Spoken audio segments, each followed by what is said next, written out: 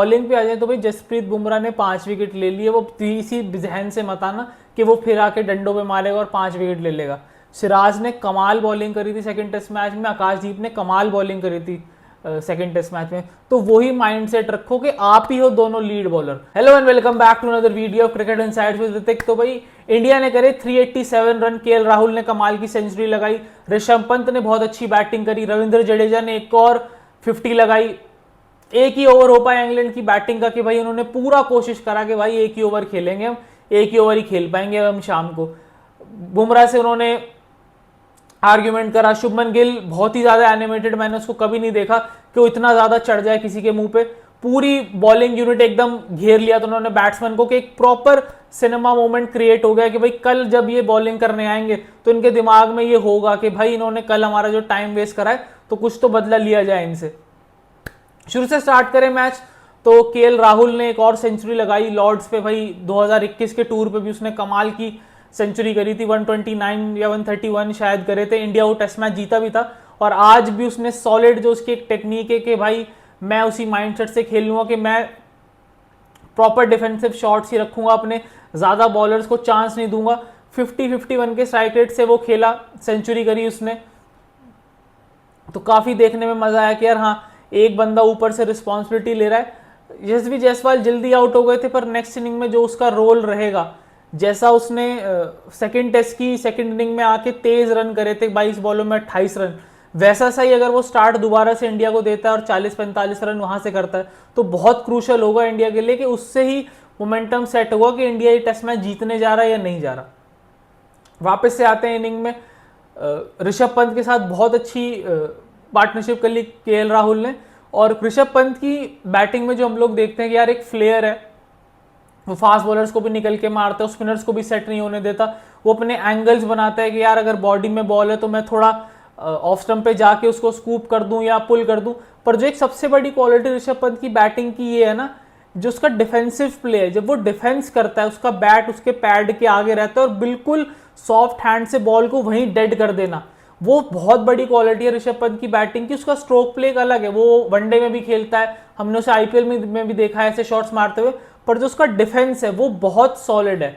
मेरे हिसाब से सबसे बड़ी क्वालिटी उसकी टेस्ट क्रिकेट में सर्वाइवल की यही है कि जब उसको शॉट मारना होता है वो पूरा शॉट मारता है और जब उसको डिफेंस करना होता है उसी माइंडसेट से बॉल को रोकता है, जो स्टैंड आउट करता है उसकी बैटिंग में। तो उसने काफी अच्छी बैटिंग करी, जितना अच्छा वो खेल रहा था या जैसे ही उसने पार्टनरशिप लगाई थी केएल के साथ, वो रन आउट ही हो सकता था मेरे हिसाब से। और वो इंग्लैंड बॉलर उसको नहीं आउट कर पाते अगर वो नहीं होता। और उसमें भाई दाद देनी होगी बेन स्टोक्स की भी कि जैसे उसने बॉल कलेक्ट करके, अमूमन ये होता है कि आप जिस मोमेंटम में बॉल कलेक्ट करते हो आप उसी एंड वाले फील्डर को या स्टंप्स को टारगेट करते हो, उसने घूम के ऋषभ के एंड पे मारा कि उसको ऋषभ को भी लगा होगा कि यार शायद मेरे एंड पे थ्रो नहीं करेगा, तो ऋषभ उतना तेज नहीं भागा।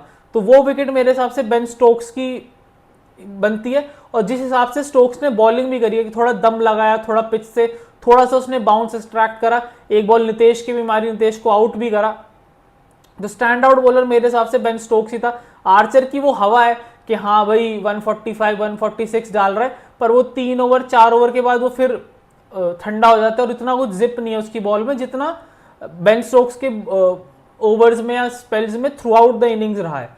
तो स्टोक्स ने काफी अच्छी बॉलिंग करी। उसके बाद आ जाए भाई रविंद्र जडेजा पे, तीसरी 50 लगातार। फिर से इतनी बात नहीं हुई कि नहीं यार आपको तो रन करने ही, आप सीनियर ऑलराउंडर हैं, पर नहीं, हमारे फर्स्ट टेस्ट मैच में और सेकंड टेस्ट मैच में डिफरेंस ही यही था कि हमारे यही बोला गया था गौतम गंभीर ने और शुभमन ने भी कि यार हमारे लोअर ऑर्डर ने परफॉर्म नहीं करा। और सेकंड टेस्ट मैच हम इसलिए जीते कि हमारे लोअर ऑर्डर में और किसी ने परफॉर्म नहीं करा। आपने जो चेंज भी करे लोग या जो आपने पहले भी खिलाए थे, डिफरेंस रविंद्र जडेजा के ही रन थे वहां भी, कि जब वो शुभमन के साथ उसने पार्टनरशिप करी फर्स्ट इनिंग में सेकंड टेस्ट मैच की, वहां भी इंडिया जल्दी आउट हो सकती थी और सेकंड इनिंग में भी उसकी पार्टनरशिप। अब भी जब वो बैटिंग करने आया वो 10 बॉलों में 2 विकेट जा चुके थे, तो वहां पे भी उसकी जो इनिंग्स है वो बहुत इंपॉर्टेंट है कि उसने आके कंसोलिडेट करा नितेश के साथ। उसका भी सेकेंडरी टेस्ट मैच है भाई, उसने चाहे वो 90 बॉल लेके 29-30 रन करे हो, पर हाँ वो क्रूशल रन थे। तो वहां जडेजा ने उसके साथ पार्टनरशिप लगाई और उसको फिर प्रोलॉन्ग करके वॉशिंगटन सुंदर के साथ भी लेके गया कि हम एक उस स्कोर तक तो पहुंचे जो इंग्लैंड का है। वो अनलकी डिसमिसल ही मैं कहूंगा कि यार वो डाउन द लेग बहुत फाइन चला गया और आराम से चौका भी निकल सकता था। जडेजा ने 1-2 शॉट ऐसे मारे भी थे पूरी इनिंग में, पर हाँ बहुत क्रूशल 72 करके गया जडेजा। हमेशा की तरह बोला जाता है कि बार बाहर जाता है, विकेट नहीं लेता, पर एज अ बैटर उसका बहुत कंट्रीब्यूशन है ओवरसीज। चाहे वो इस सीरीज में ले लो 350 है, इससे पहले जब हम इंग्लैंड आए थे वहां एजवेस्टन में उसने 100 लगाया था। लास्ट सीरीज ऑस्ट्रेलिया में जो हमने एक टेस्ट मैच बचाया बारिश के चलते, वहां उसने 80 करा था। तो रविंद्र जडेजा ने बहुत क्रूशल परफॉर्मेंसेस दिए हैं विद द बैट, जो इंडिया को बहुत ज्यादा हेल्प करता है। उसके बाद भाई हमने सिमिलर स्कोर बनाया, वहां पे मैं सुंदर का और नितेश का ये कह सकता हूं कि बहुत ज्यादा सेट हो गए थे। ये कम से कम 15-20 रन और बना सकते थे वहां से, कि हम 400 450 तक जा सकते थे। अगर हमारे पास 30-35 रन की लीड होती तो शायद हम थोड़े और कॉन्फिडेंट होते एज अ बॉलिंग यूनिट। पर अभी ये मैच 50-50 ही खड़ा है। जैसे इंग्लैंड की बैटिंग है कि जिस मूड से वो खेलते हैं भाई, फर्स्ट इनिंग में मैं मानता हूँ वो 3-3.25 से ही खेले, पर सेकंड इनिंग में वो थोड़ा तेज खेलने की कोशिश करेंगे। हाँ वो 5.5-6 रन पे नहीं मारेंगे, उनको पता है क्वालिटी बॉलिंग के अगेंस्ट ये रन नहीं लगते। पर हाँ सबसे पहला टास्क इंडिया का यही हो कि अगर इंग्लैंड 3 सेशन खेल गया तो शायद मेरे हिसाब से इंग्लैंड वही वो पूरा दिन ही निकाल जाएंगे, फिर इंडिया के लिए ज़्यादा मुश्किल है। पर हाँ इंडिया को यही देखना चाहिए कि कम से कम इन्हें 2 सेशन में आउट करो। वही 60 ओवर हेल्प वाली स्पीच विराट की जो है, वो या तो विराट को फ़ोन करके चलवा लो वापस, या वो हाईलाइट देख लो उस मैच की जाके और सुन लो। बहुत सारे प्लेयर तो जो उस मैच को खेले थे वो हैं अभी भी टीम में, वैसे देखें। और फर्स्ट फेज यही होगा कि भाई आप शुरू के 10 ओवर में आके इनकी 2 विकेटें लो। इन दोनों ने आपका ज़्यादा टाइम खराब करा है और इनको ही आके आप आउट करो। क्योंकि इंग्लैंड के लिए भी यही होगा कि अगर उन्होंने भी भाई, या तो इंग्लैंड 180 में पैक हो जाएगी या 200 में पैक हो जाएगी या फिर 300 भी कर सकती है इंग्लैंड, तो फिर घूम फिर के इंडिया की बैटिंग पे बात आ जाएगी कि इंडियन बैटिंग कैसे खेलती है। क्योंकि सेकंड टेस्ट मैच जो हम जीते हैं, जो हमारी टीम सेकंड इनिंग खेली है, वो बहुत तेज खेली थी कि हाँ हमें रन बनाने, रन चढ़ाने हैं इन पे।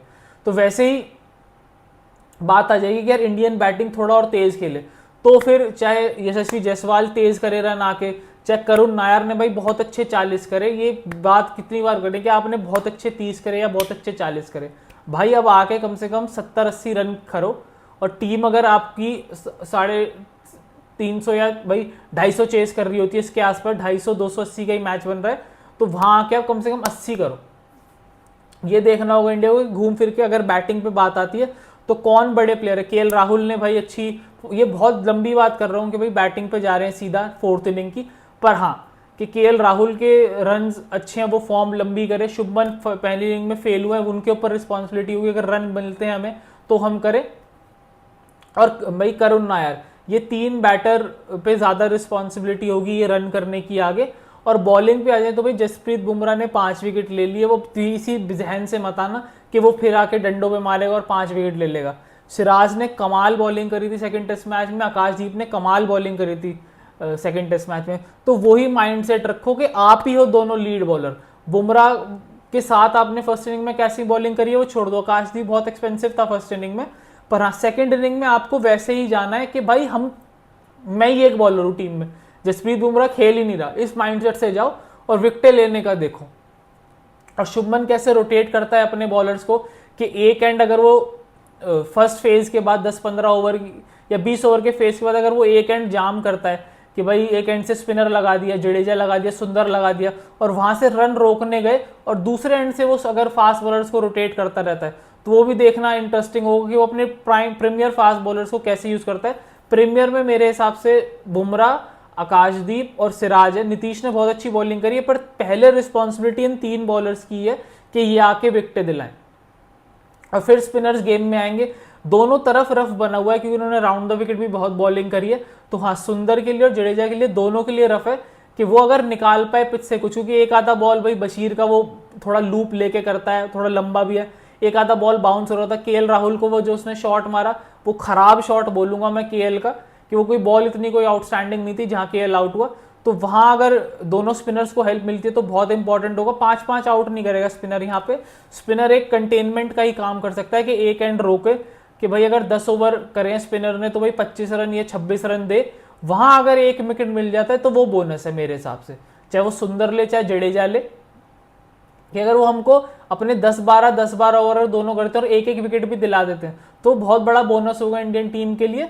रिस्पॉन्सिबिलिटी फास्ट बॉलर्स की है कि भाई इन्हें कम से कम में रोके, और मैच अगर जीतते हैं हम तो फिर बैटिंग पे बात आएगी कि हमने बैटिंग कैसी करी, क्योंकि इंग्लैंड अगर 3 सेशन खेल गया तो इंडिया के पास मेरे हिसाब से कोई चांस नहीं है। इंडिया को पहले यही देखना है कि इनको कम से कम 2 सेशन में आउट करे और फिर रन बनाने के लिए जाए, कि शायद वो आके कल एग्रेसिव खेलें, तेज खेलें, वो भी रन लगाने जाए बोर्ड पे, शायद वो आके भाई आपका और अपना टाइम वेस्ट करे कि भाई हम आराम आराम से खेलेंगे, बैट आउट कर दें इंडिया को। तो वो देखना भी इंटरेस्टिंग हो कि भाई इंग्लैंड कैसे अप्रोच करता है। तो भाई फर्स्ट फेज यही है कि भाई 60 ओवर में इन्हें कम से कम आउट करो, और उसके बाद फिर बैटिंग पे कॉन्फिडेंस दो कि हाँ हम ये टेस्ट मैच जीतेंगे। फास्ट बॉलर्स पे ही रिस्पॉन्सिबिलिटी है ज़्यादा कि भाई ये 3 फास्ट बॉलर कैसे विकेट यूज़ करते हैं, नया बॉल कैसे यूज़ करते हैं, उसके बाद आपके स्पिनर्स कैसे गेम में आ रहे हैं कि भाई एक एंड आपने रोकना है, वैसे डिफेंसिव बॉलिंग करनी है, और उस प्ले में अगर आपके स्पिनर आपको एक आधा विकेट दिला सकते हैं तो बोनस होगा। तो काफ़ी इंटरेस्टिंग होगा कल का दिन कि भाई मैच किधर जा रहा है, ड्रॉ की तरफ जा रहा है या कोई टीम मैच जीत रही है, तो मज़ा आएगा देखने में। तो ये था मेरा छोटा सा एनालिसिस। वीडियो अच्छी लगी तो लाइक शेयर सब्सक्राइब। जय हिंद।